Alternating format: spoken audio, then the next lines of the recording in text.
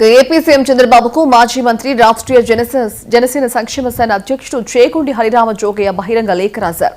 ఎన్నికల ముందు కూటమి పార్టీ ప్రజలకిచ్చిన హామీలను వెంటనే అమలు చేయాలని ఆయన కోరారు.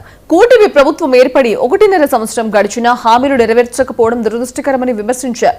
5 సంవత్సరాల పాలన కాలంలోపు ఇచ్చిన హామీలన్నీ అమలు చేయాలని విన్నవించారు.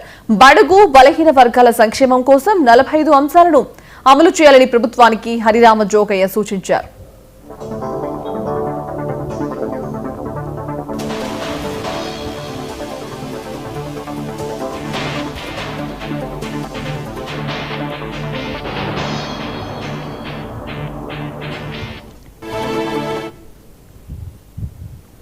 తెలంగాణ వ్యాప్తంగా కొత్తగా బాధ్యతలు స్వీకరించిన స్థానిక సంస్థల ప్రజా ప్రతినిధులకు సీఎం రేవంత్ రెడ్డి హృదయపూర్వక శుభాకాంక్షలు తెలిపారు.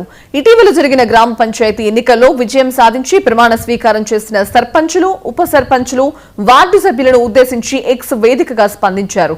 కొత్తగా ఎన్నికైన వారిని సోదర సోదరీమణులు అని ఆప్యాయంగా సంబోధిస్తూ వారిపై ఉన్న బాధ్యతను గుర్తు చేశారు. గ్రామాలను అభివృద్ధి చేసి ప్రజా మన్ననలను పొందాలని ఆకాంక్షిస్తున్నారని అన్నారు.